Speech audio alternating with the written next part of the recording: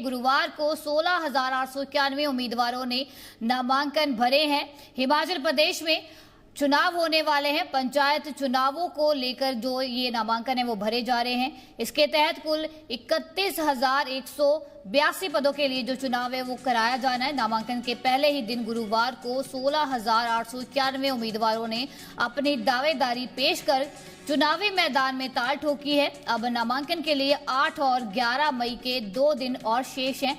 ऐसे में इन दिनों में नामांकन दाखिल करने वाले उम्मीदवारों की जो संख्या है और भी अधिक बढ़ेगी, जिससे आने वाले दिनों में पंचायत चुनाव का ये महासंग्राम और भी अधिक रोचक होने के जो आसार हैं वो नजर आ रहे हैं। तब बता दें कि 3 चरणों में जो ये हिमाचल में पंचायत चुनाव है वो होने हैं। 26, 28 और 30 मई को ये जो चुनाव है वो होने जा रहे हैं, जिसको लेकर उम्मीदवारों की तरफ से अपने जो नामांकन पत्र हैं वो भरे जा रहे हैं। तो पहले ही दिन जो है 16,000 से ज्यादा उम्मीदवारों की तरफ से जो नामांकन है वो भरे गए हैं।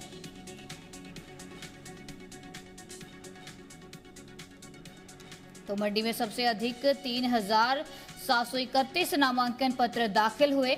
वहीं मुख्यमंत्री सुखविंदर सिंह सुक्खू के गृह जिला हमीरपुर में 1,572 प्रत्याशियों ने नामांकन भरे हैं। इसके अलावा बिलासपुर में 1,459 लोगों ने नामांकन जो पत्र हैं दाखिल किए हैं।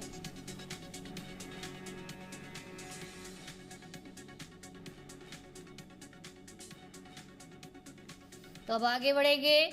हिमाचल प्रदेश की राजधानी में राजघरानों की सक्रियता लगातार बढ़ती हुई नजर आ रही है। क्योंथल रियासत के राजा खुश विक्रम सेन भी चुनावी मैदान में उतर चुके हैं। जुगना राजघराने से संबंध रखने वाले और क्योंथल रियासत के राजा खुश विक्रम सेन ने जिला परिषद चुनाव के लिए चमियाना वार्ड से अपना नामांकन दाखिल कर दिया है। खुश विक्रम सेन आज अपने समर्थकों और कार्यकर्ताओं के साथ पूरे शक्ति प्रदर्शन के बीच नामांकन भरने के लिए वहां पहुंचे। नामांकन के दौरान बड़ी संख्या में लोग उनके समर्थन में वहां मौजूद रहे। राजनीतिक गलियारों में इसे भाजपा समर्थित उम्मीदवार के तौर पर देखा जा रहा है, जिससे चमियाना वार्ड का मुकाबला काफी रोचक होने के जो आसार है वो दिखाई दे रहे हैं। तो हिमाचल प्रदेश की राजनीति में अब राजघरानों की सक्रियता लगातार बढ़ती हुई नजर आ रही है।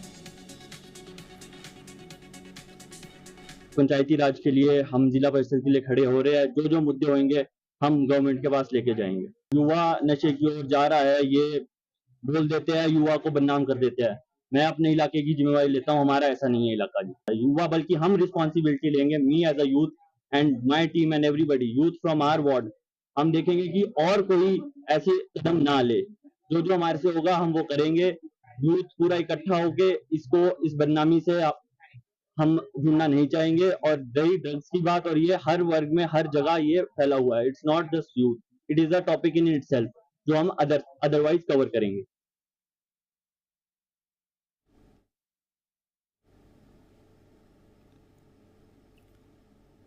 मंडी में सिर्फ सबसे अधिक 3,731 नामांकन पत्र दाखिल हुए हैं। वहीं मुख्यमंत्री सुखविंदर सिंह सुक्खू के गृह जिला हमीरपुर में 1,572 प्रत्याशियों ने नामांकन भरे हैं। इसके अलावा बिलासपुर में 1,459, चंबा में 2,000 से ज्यादा जो नामांकन पत्र है वो भरे गए हैं। कुल्लू में 1,383 नामांकन पत्र दाखिल किए गए हैं।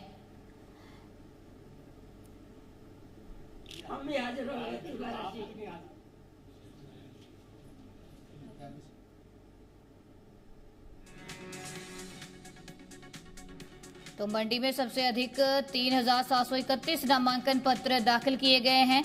हमीरपुर में 1,572 नामांकन दाखिल हुए। बिलासपुर में 1,459, चंबा में 2,000 से ज्यादा, कांगड़ा में 1,407, किन्नौर में 190, लाहौल स्पीति में 74, कुल्लू में 1,383, शिमला में 784, सोलन में 1,415 नामांकन दाखिल हुए। ऊना में 1,892 नामांकन जो है वो दाखिल हुए हैं। तो सबसे ज्यादा मंडी जिला में नामांकन जो है वो दाखिल हुए हैं।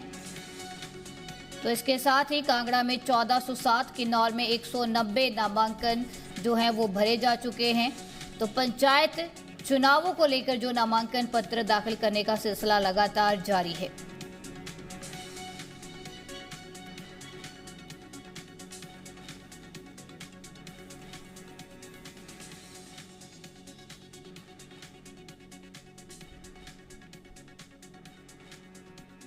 तब आगे बढ़ेंगे। आर्थिक दबाव से जूझ रही हिमाचल प्रदेश सरकार प्रशासनिक ढांचे को छोटा करने की दिशा में बड़ा कदम उठाने की तैयारी कर रही है। मुख्यमंत्री सुखविंदर सिंह सुक्खू ने अखिल भारतीय सेवाओं के अधिकारियों की संख्या घटाने का प्रस्ताव केंद्र सरकार को भेजा है। सरकार ने भारतीय प्रशासनिक सेवा यानी कि IAS अधिकारियों की संख्या 153 से घटाकर 147 करने का जो प्रस्ताव है वह दाखिल किया है। भारतीय वन सेवा यानी कि IFS अधिकारियों की संख्या 114 से घटाकर 83 करने की जो बात है वो कही है। सरकार ने ये कदम राज्य में बढ़ते हुए वित्तीय दबाव के बीच उठाया है। केंद्र सरकार के द्वारा राजस्व घाटा अनुदान बंद किए जाने के बाद हिमाचल की वित्तीय स्थिति पर काफी असर पड़ा है। बताया जा रहा है कि 16वें वित्त आयोग में RDG बंद होने के बाद राज्य को हर साल लगभग 8 से 10 हजार करोड़ रुपए का जो नुकसान है वो झेलना पड़ेगा।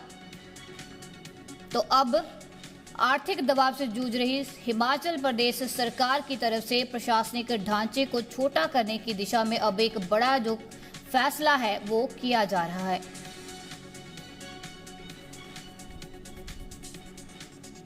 देखिए, हिमाचल प्रदेश ने जितनी यहाँ पे अधिकारियों की जरूरत है उससे ज्यादा कहीं एक्सपेंशन हुई है। और जब हम अधिकारियों से बात करते हैं कि ये जस्टिफाइड है कि नहीं, तो ज्यादातर लोग जो है यही कहते हैं कि हमारे लिए प्रमोशनल एवेन्यूज है। तो प्रमोशनल एवेन्यूज क्रिएट करते करते जो है इतनी ज्यादा एक्सपेंशन हो गई है जिसको जो है सस्टेनेबल नहीं है, जिसको संभालना किसी भी सरकार के लिए जो है वो आर्थिक तौर पे जो है वो तर्कसंगत नहीं है। और ऐसे में जितना जायज है उतना ठीक है। संतुलित अगर हम कोई भी कदम उठाते हैं तो वो हमेशा ठीक होता है।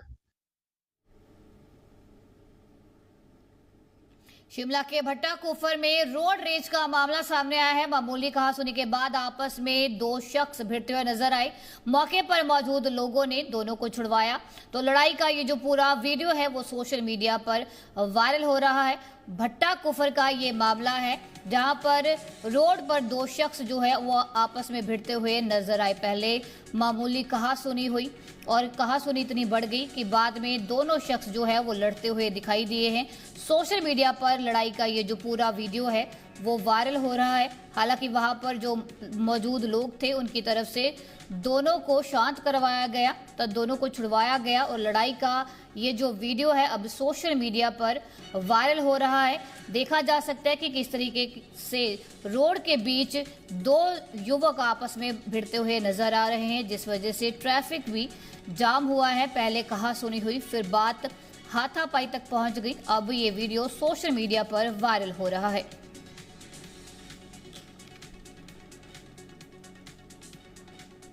करसोग सुंदरनगर सड़क मार्ग पर शुक्रवार सुबह एक बड़ा हादसा पेश आया, जिससे क्षेत्र में अफरा तफरी का माहौल बन गया। जयदेवी गुरुद्वारे के पास एक टिप्पर और ऑल्टो कार के बीच जोरदार टक्कर हुई। टक्कर इतनी भयंकर थी कि ऑल्टो कार बुरी तरह से क्षतिग्रस्त हो गई, जबकि हादसे में कार सवार 5 लोग घायल बताए जा रहे हैं। प्रत्यक्षदर्शियों के अनुसार सुबह के समय की ये घटना है। सामान्य आवाजाही ऐसे ही चल रही थी। इसी दौरान जयदेवी गुरुद्वारे के पास अचानक टिप्पर और ऑल्टो कार आमने सामने टकरा गए। टक्कर की तेज आवाज सुनकर आसपास के लोग मौके पर पहुंचे।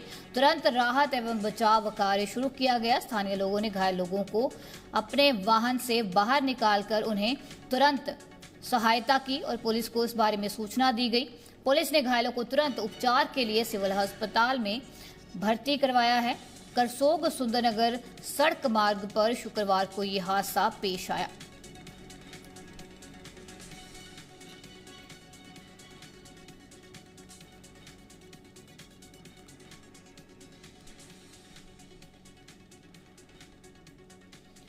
तो नगर निगम चुनावों के बीच सोलन में सियासी माहौल गरमा गया है। बीजेपी ने कांग्रेस पर आरोप लगाया है कि कांग्रेस शासित नगर निगम सोलन पर जनता की बुनियादी सुविधाओं के साथ खिलवाड़ किया जा रहा है। चुनाव से ठीक पहले शहरवासियों को मटमैला और अशुद्ध पानी दिया जा रहा है, जिससे लोगों की सेहत खतरे में बढ़ सकती है। बीजेपी ने आरोप लगाया है कि कांग्रेस ने 5 साल पहले मुफ्त पानी और फिर 100 रुपए में पानी देने का वादा किया था, लेकिन आज हालात ये हैं कि लोगों को 5-6 दिन बाद पानी मिल रहा है। जनता को रॉ वाटर पिलाया जा रहा है, जिससे हैजा और पीलिया जैसी बीमारियों का जो खतरा है वो बढ़ सकता है।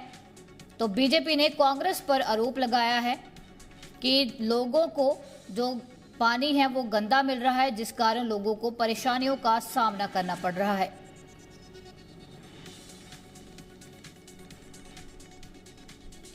आगे बढ़ेंगे। मुंबई में तरबूज खाने से एक ही परिवार के 4 लोगों की मौत के मामले में चौंकाने वाला एक खुलासा हुआ है। एफएसएल की जांच में सामने आया है कि तरबूज में चूहे मारने की जो दवा है वो मिलाई गई थी। ऐसे में मौत का रहस्य अब और भी गहरा गया है। दरअसल मुंबई के पायधुनी इलाके में 26 अप्रैल को एक परिवार ने देर रात तरबूज खाया था, जिसके बाद तबीयत बिगड़नी शुरू हो गई। सुबह होते होते परिवार के 4 लोगों की मौत हो गई, जिसके बाद से लोगों में तरबूज को लेकर हड़कंप मचा हुआ है। इस पूरे मामले में एफएसएल की जांच सामने आई। एफएसएल रिपोर्ट में खुलासा। जांच में सामने आया कि तरबूज और मृतकों के शरीर में जिंक फॉस्फाइड मिला, जो आमतौर पर चूहे मारने की दवा में इस्तेमाल होता है। वहीं अब इस खुलासे के बाद पुलिस ने जानकारी जुटाने में जुटी है कि तरबूज में चूहे मारने वाली दवा कैसे पहुंची। बता दें कि जिंक फॉस्फाइड का इस्तेमाल आमतौर पर चूहे मारने वाली जगह में होता है। पेट में जाने से फॉस्फाइन गैस पैदा करती है, जो कोशिकाओं पर हमला करता है और इसकी बहुत कम मात्रा भी घातक होती है। समाज में शादियों को अक्सर दिखावे, खर्च और दहेज से जोड़ा जाता है। ऐसे समय में सोलन में एक दहेज मुक्त विवाह ने नई सोच की मिसाल पेश की है। विवेक भाटिया और पूर्वी धीर ने बिना दहेज और बिना भव्य आयोजन के एसडीएम कोर्ट में सादगी से विवाह करके समाज को बड़ा संदेश दिया है। दोनों ही असिस्टेंट प्रोफेसर और मेडिकल प्रोफेशनल है। मन था भाई पापा सिंपल ही मैरिज करनी है, कोई ज़्यादा शोर शराबा मैं नहीं करना चाहता, तो उसी हिसाब से हमने बिल्कुल सिंपल कोर्ट में आके आज मैरिज की है। और मेरा ख्याल ये बच्चों का डिसीजन मेरे को भी बहुत अच्छा लगा और हम सब फैमिली ने मिलकर ही ये फैसला किया था कि नहीं, हम ज़्यादा फूफा में नहीं पड़ेंगे, यही बेस्ट ऑप्शन है।